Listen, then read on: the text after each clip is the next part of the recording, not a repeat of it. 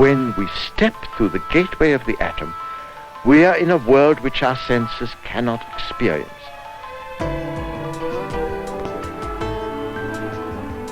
There's a new architecture there, a way that things are put together which we cannot know.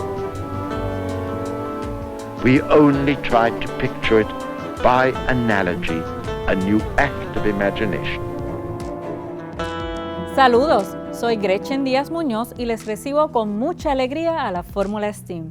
Hoy conectaremos con el interesante mundo de la física. Saludos, le habla Melwin Cedeño y la física nos permite crear conexiones entre la materia, la energía, la fuerza, los movimientos y un montón de cosas más. La física interacciona con el mundo biológico, las matemáticas y la lógica, pero también con nuestro diario vivir y lo que hacemos. En otras palabras, la física nos mantiene con los pies sobre la tierra. ¿Te gusta la velocidad y las emociones que genera? Pues vas a querer conocer al primer piloto de auto boricua en ganar un circuito profesional en los Estados Unidos y la conexión científica que le permitió ser el más veloz en la pista.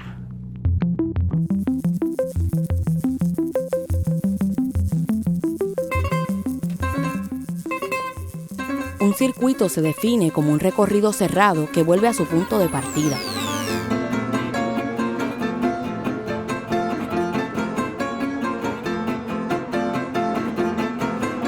Otro tipo de circuito muy conocido es el que recorren ciertos tipos de autos de carreras.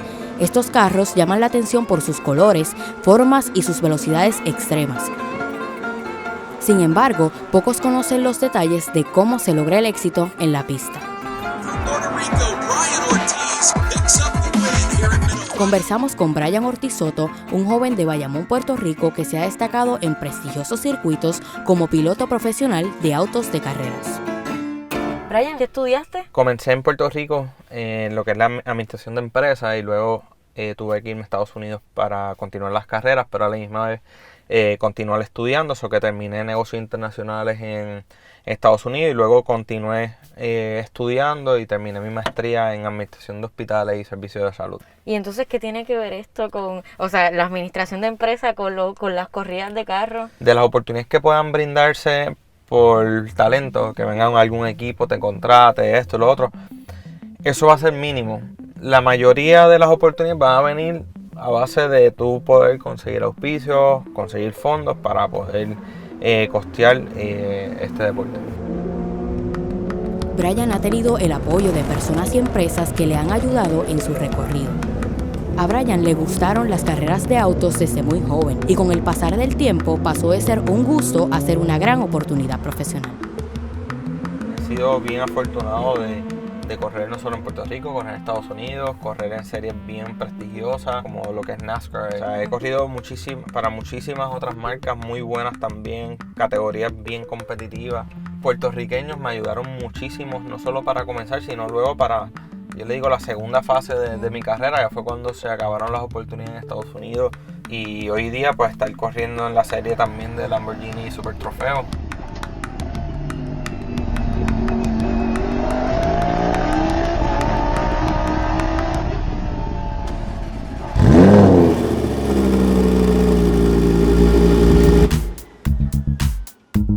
Tipo de carrera, cuando hablo de circuitos, no son, por ejemplo, óvalos como lo que es NASCAR. Aquí estamos hablando de que hay curvas izquierdas y curvas derechas.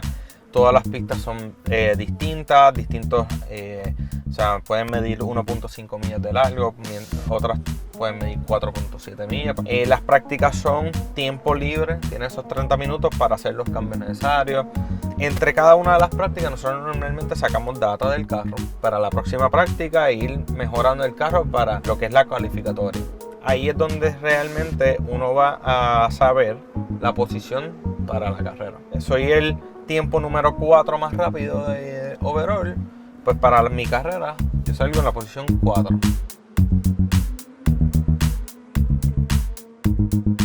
Existen elementos mecánicos muy importantes para que un auto de carrera logre su objetivo de llegar a la meta, como por ejemplo su resistencia aerodinámica.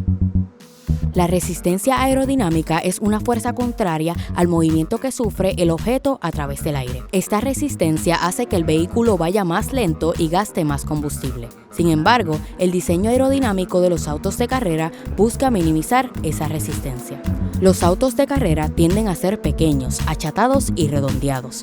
Además, están más pegados del suelo y cuentan con estructuras llamadas spoilers o alerones, que cortan el aire cuando están en movimiento.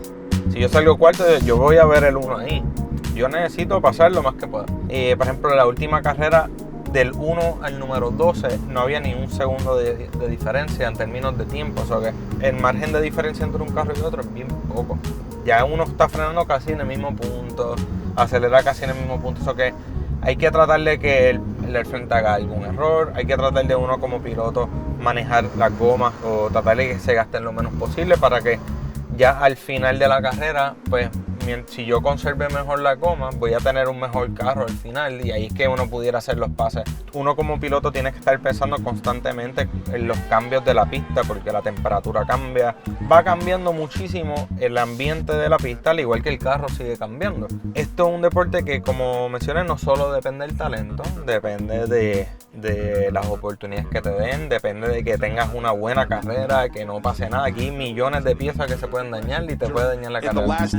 We'll see if the aggressive goes up. Yes, it does. Ortiz is going to go now over. Brian Ortiz made contact with Kenton Cook. Esto que no solo es talento, es tener suerte, es tener gente que te da oportunidades para probarte, tener auspiciadores. En mi caso, yo seguí preparándome siempre. Mi plan A era el trabajo, era un negocio, era educación.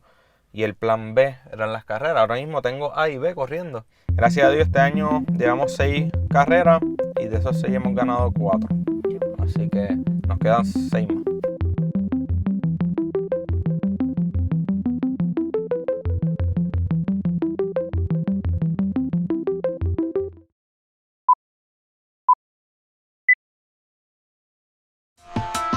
La científica Flavia Tejeda nos lleva a conocer a una superestrella internacional que se ha destacado en el mundo de la física y de su divulgación. This car is gaining momentum in kinetic energy. And now there's no longer any momentum in kinetic energy. La física es una disciplina fundamental para entender el universo. What happens to electrons when they are acted on by electrical forces and magnetic forces? Comprender la materia, el espacio, el tiempo y la energía es motivo de discusión entre físicos para descifrar los fenómenos a nuestro alrededor. I've made it look as if I were going to write a definition of time. But the fact is I can't. In fact, most of our energy comes to us from a star, our own personal star called the sun. Pero, ¿cómo explican estos conceptos complejos al resto del mundo? Hoy conversamos con el Dr. Javier Santaolalla, quien se dedica al estudio de la física de partículas y a comunicar la física como nunca la han contado. Hola, hijos de Newton. ¿Listos para leer completamente el cerebro? Hola, hijos de Higgs. El fin del universo podría ser abrupto. Hola, hijos de Einstein. Si un fotón no tiene masa, ¿pesa? La electrodinámica cuántica. De hecho, los datos actuales apuntan a que vivimos en un multiverso. Sé que hiciste estudios en ingeniería de telecomunicaciones. Entonces, de ahí pasas a hacer un doctorado entonces en física de partículas. ¿Y por qué entonces decides moverte a física de partículas? ¿Cuál es la relación ahí? Estaba en segundo de carrera de ingeniería cuando empecé a leer cosas de física. Leí libros de divulgación y me atrajo muchísimo. Fue como para mí fue un despertar. Pues tiene una conexión muy bonita con el significado del universo y de que está hecho todo. Me parece muy bonito porque conecta con todo, conecta con la biología, con la cosmología, con la astrofísica. O sea, es como una rama de la ciencia que está en todas partes, que es más, digamos, por conocimiento elemental. Es el hacer de conocer las cosas que ha tenido siempre la humanidad. Es aprender, descubrir y esa necesidad de entender qué es la vida. Javier nació en Burgos, al norte de España. Desde niño se interesó por las ciencias, pero no fue hasta culminar sus estudios de ingeniería cuando conoció su verdadera pasión, la física. Cool forests, soft meadows, a world positively rippling with life. In the cosmic perspective, it is, for the moment, unique. the only world in which we know with certainty that the matter of the cosmos has become alive and aware. La física de partículas explica los componentes, interacciones y formación de la materia, pero también ha ayudado a avanzar el campo de la medicina a través de las terapias y tecnologías de diagnóstico. The protons are in the machine. On October the 4th, 1982, 100 feet below ground near Geneva, a team led by Italian physicist Carlo Rubbia was about to embark on one of the most extraordinary scientific experiments of this century. Using beams of subatomic particles, they hoped to prize from nature a new secret which goes to the very roots of scientific thought. Javier jugó un rol importante en el descubrimiento del bosón de Higgs, una nueva partícula comúnmente llamada la partícula de Dios, que se descubrió en el 2012.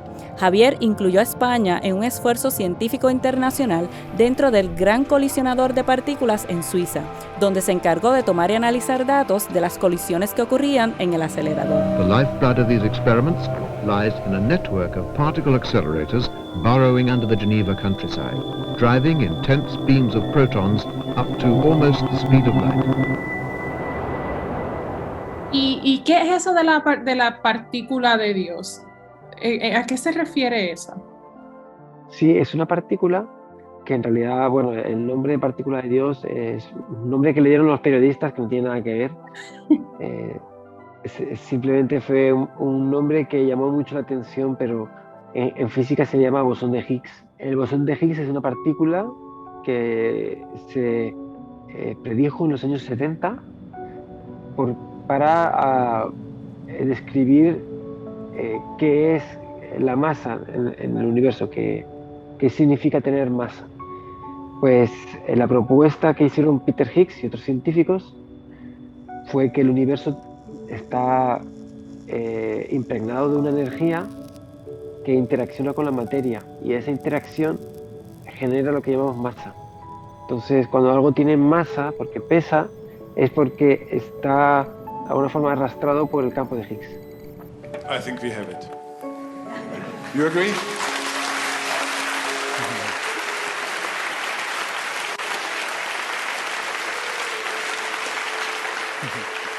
Sí, pues fue un periodo muy bonito e inolvidable de mi vida, porque yo empecé en físicas muy enfocado en poder trabajar en un proyecto así. Cuando yo oí hablar de este proyecto fue como, pues yo quiero trabajar ahí. El esfuerzo mereció la pena cuando llegué allí y descubrí lo que es trabajar en un experimento internacional con tanta gente tan inteligente. Pues eso, pues con los mejores profesionales del mundo se aprende una barbaridad. Javier, que no se conformaba con su trabajo como físico experimental, fue parte de un grupo de científicos guías que explicaban al público lo que estaban haciendo allí. Y esa fue una experiencia realmente en temas de comunicación, fue intensa, porque yo nunca había hablado para nadie y tener que venía gente de todas partes del mundo muy interesada, era un reto. Y la segunda fue pues un concurso al que me presenté justo después de esto que acabo de contar. Hubo un concurso nacional en España de contar la ciencia en 3 minutos y me presenté y llegué a la final y tuve que actuar en un teatro. Esa experiencia marcó un antes y un después.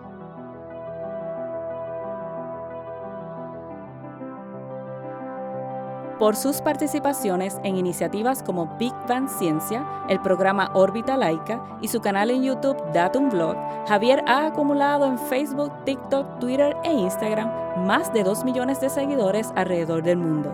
También ha liderado importantes esfuerzos de comunicación científica en su país.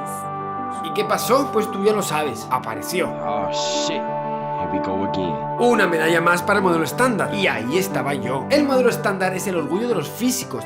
¿Cómo tú cuentas la ciencia como nunca la han contado? Yo lo que intento es entenderlo primero yo y luego ponerlo en palabras que otra persona pueda entender. Mi idea era hacer un poquito la ciencia más divertida, contarla de otra manera, como más desenfadada, como más loca. Y alejar el tono típico de la academia, de la universidad, y acercarlo un poquito más a lo que se ve en televisión, a lo que son las conversaciones más de radio, que son más desenfadadas, más entretenidas. Bueno, darle un poquito de personalidad al relato. Una persona que está atrapada en otra dimensión, sin humanos. Quizás yo pueda ayudar. ¿Y cuál tú crees que va a ser durante los próximos años el curso que va a seguir la investigación en física y pues los posibles descubrimientos que tú crees que se puedan llevar a cabo en los próximos años basado en tu experiencia como físico y también en esta constante búsqueda que estás de investigaciones para comunicarle al público?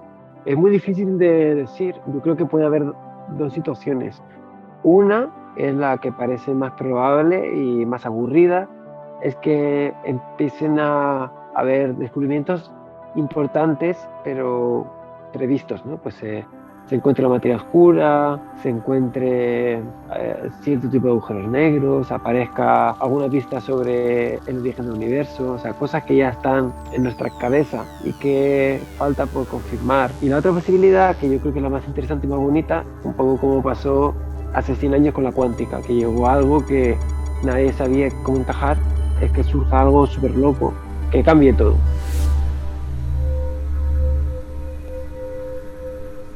¿Y qué le espera a Javier? Quizás llenar una de las 4 vacantes para astronauta de la Agencia Espacial Europea, una oportunidad que solo se presenta cada 10 años. Me dije, bueno, pues es muy difícil, pero ¿por qué no? A lo mejor sí, puede ser una sorpresa. Voy a presentarme a esta plaza, a luchar duro para ver si consigo un hueco en ese grupo de personas afortunadas que han ido al espacio. Ojalá que cumpla su sueño, porque Javier es un científico muy tenaz y un comunicador extraordinario. Por eso es una gran superestrella.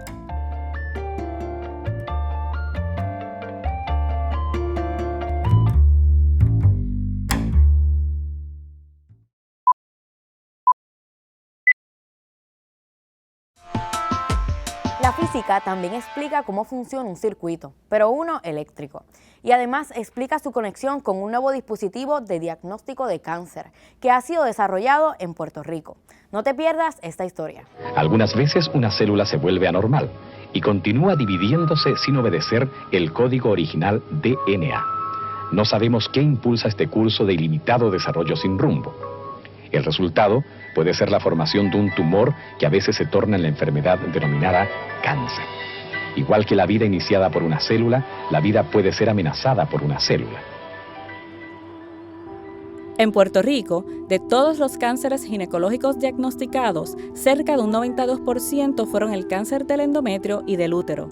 Según la Asociación Americana del Cáncer de Puerto Rico, entre el año 2009 al 2013, un 4.2% del total de las muertes en mujeres se debió al cáncer uterino.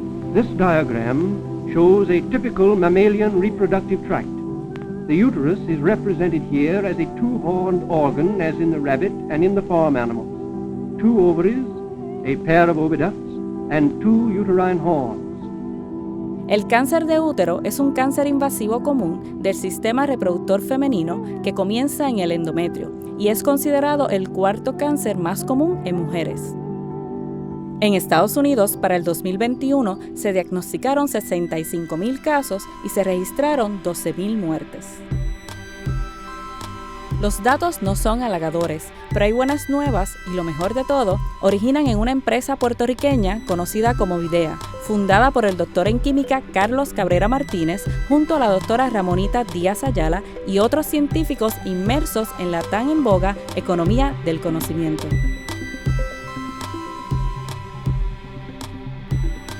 ¿Por qué, verdad? Entre tantos tipos de cáncer que existen, Videa se está enfocando en lo que es el cáncer de útero?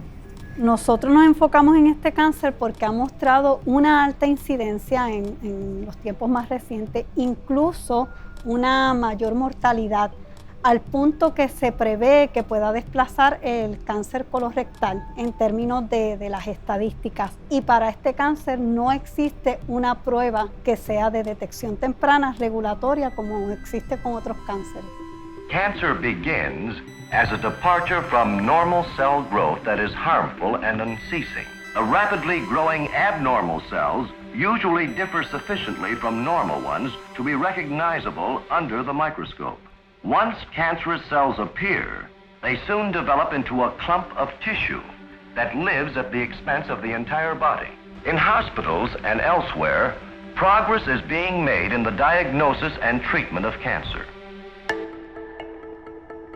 Estos científicos se han dado a la tarea de inventar un dispositivo biosensor. Un biosensor detecta sustancias químicas con un componente biológico a través de un detector.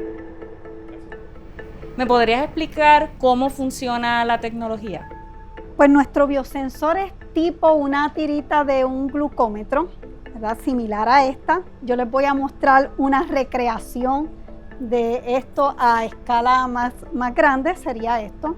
Es un electrodo interdigital por tener la forma como de deditos. La telomerasa, cuando se activa en las células cancerosas, lo que hacen es que comienzan a alargar este telómero. El ADN en nuestras células se condensa y forma un cromosoma, el cual posee en sus extremos unas secuencias repetitivas de ADN llamada telómeros. La telomerasa es la enzima responsable de añadir estas secuencias y normalmente se activa en las células de los óvulos y la esperma, pero se inactiva en el resto de las células maduras luego del nacimiento. Por esto, cada vez que las células de nuestro cuerpo se multiplican, los telómeros pierden un poco de ADN y se acortan, provocando daños y muerte celular. Pero algo distinto ocurre en las células cancerosas. Cuando están las células cancerosas, comienza a alargar ese telómero, evitando que la célula llegue a muerte celular. Entonces lo que llamamos es que se consigue la inmortalización de las células, pero en el caso es negativo, ¿verdad? Porque se forman los tumores. Videa utiliza una técnica electroquímica que a la vez implementa elementos biológicos. ¿Cómo sería que llevaríamos esto a lo que es la práctica médica? Pues el ideal de esta tecnología es que esté al alcance de un médico, de un ginecólogo. Él tomaría una muestra del tejido del útero y esa muestra pues se pondría prácticamente sobre la superficie del electrodo que vimos y entonces a través de un dispositivo se mediría esos cambios en corriente que estuvimos hablando y eso le daría un indicativo de si la muestra pues es cancerosa o no es cancerosa, de manera que el médico tenga un resultado prácticamente al momento y se pueda tomar acción rápidamente con el paciente. Este equipo nos va a permitir mantener la muestra a una temperatura de 37 grados, que es la temperatura del cuerpo humano. Entonces los resultados se reflejan en la computadora. En el proceso de la preparación de los electrodos es importante tener un electrodo limpio. Entonces se lleva a cabo una limpieza electroquímica. Por acá podemos ver el electrodo sucio antes de la limpieza y acá podemos ver el electrodo limpio. Podemos ver la diferencia entre las modificaciones. En rojo se ve el electrodo sin modificar y en azul se ve el electrodo modificado. Podemos ver en estos resultados que según la telomerasa va alargando, el semicírculo se va agrandando, va creciendo.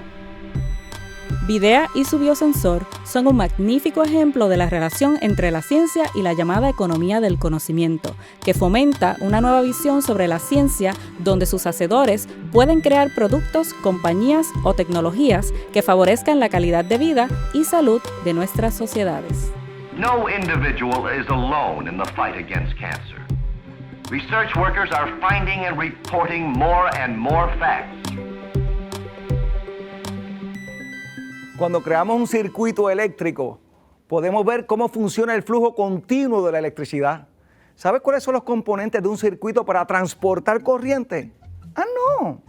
Pues quédate para que veas el STEAM Lab. Mira, vamos a hacer una actividad súper sencilla que todos los televidentes pueden hacer en sus casas. Vamos a hacer una tarjeta de circuito. Hay circuitos en todas partes, ¿no? En todas partes, todo lo que tenga flujo de electricidad para prender una bombilla, prender un motor. Los materiales sencillos, tenemos una tarjeta borrador o un scratch paper en inglés, un palito de madera. Estos son como los que se usan para los pinchos. Exacto. ¿Okay? Aquí tenemos una bombilla LED de 3 voltios, una batería de 3 voltios y cinta adhesiva de cobre. ¿Por qué cobre? Pues el cobre es un metal que ayuda de forma eficiente a transmitir esa energía a través de las casas, de los edificios. O sea que es un metal que es conductor. Exacto, un buen conductor de electricidad. Ok, ¿y cómo vamos a hacer ese circuito? Pues mira, pues primero vamos a empezar con el papel de traza o scratch paper. pueden usar el palo de madera para hacer un diseño. Yo me adelanté un poquito, hice un orificio con el palito de madera para poder mover y insertar la bombilla. Ok. Viramos el papel y entonces, esto es cinta adhesiva, es como un tape en inglés de cobre, lo que podemos ir picando. Sí, puede ser. ¿En qué te puedo ayudar? Seguro que sí. Ir picándolo por ahí y entonces, la bombilla LED hay que verificar cuáles son los polos positivos y negativos. Podemos localizar la bombilla y insertarla en el hueco, en el orificio del papel y estirar las patitas. Para. La parte de la bombilla va al frente. Exacto. Donde está el dibujo. Okay. Y las patitas hacia atrás. Y aquí estira las patitas. Entonces, muchas gracias. Y empezamos a poner el tape de cobre. Lo ponemos de esta manera y pegarlo bien para que no se pierda ningún tipo de energía. Para que toda esa energía se conduzca y pueda atravesar todo el sistema de circuito. Esto no es peligroso, ¿verdad? No, no es peligroso. 3 voltios es una manera segura, un voltaje seguro hasta para niños, para estar trabajando con este tipo de circuitos. Ahora bien, los de la casa, pues sí, hay que tener cautela, porque ya es un voltaje mucho más alto y hay que tener precaución. Normalmente ellos tienen aislantes para proteger a las personas. Muy bien. Entonces, aquí vamos localizando aquí el palito y lo vamos a ir poniéndolo encima. O sea que del tiene tape. que quedar encima del tape porque ese es el tape que conduce la electricidad. Exacto. Entonces ponemos la batería aquí encima. Vamos a cubrir esa patita. Por aquí. Y con la uñita se va pegando. Esto. Ahí. ¿Necesitas algún otro? Estamos bien. Y ahora uno un poquito más largo para entonces conectar la batería con el resto del circuito. Es bien importante que vean que tiene que conectar, ¿verdad? O sea, si no hay esa conexión, entonces no estamos hablando de un circuito. Exacto. Bueno, pues ya tenemos el circuito aquí completado, Luis. Exacto, unos materiales súper sencillos, unas herramientas y unas técnicas bastante elementales que todo el mundo lo puede hacer en sus casas. Esto es súper fácil, pero ¿qué hemos aprendido hoy? Hemos aprendido a montar un circuito, hemos aprendido que utilizando una fuente de energía podemos entonces encender esta luz. Ya saben que aquí en el STEAM Lab aprendemos muchísimo, así que no se pierdan el próximo experimento. Muchos dicen que la física se puede considerar una ciencia central porque explica los fenómenos que ocurren en otras disciplinas como la química y la biología. Y puede que pensemos que la física es complicada, pero lo que no es difícil de entender es cómo a través de ella la humanidad comprende mejor el universo en el que vive. Sin embargo, hay muchas teorías de la física que no se han podido evidenciar y eso solo significa una cosa, que podrías ser tú la persona que un día las pueda demostrar. Mientras, nos vemos pronto en la Fórmula STEAM.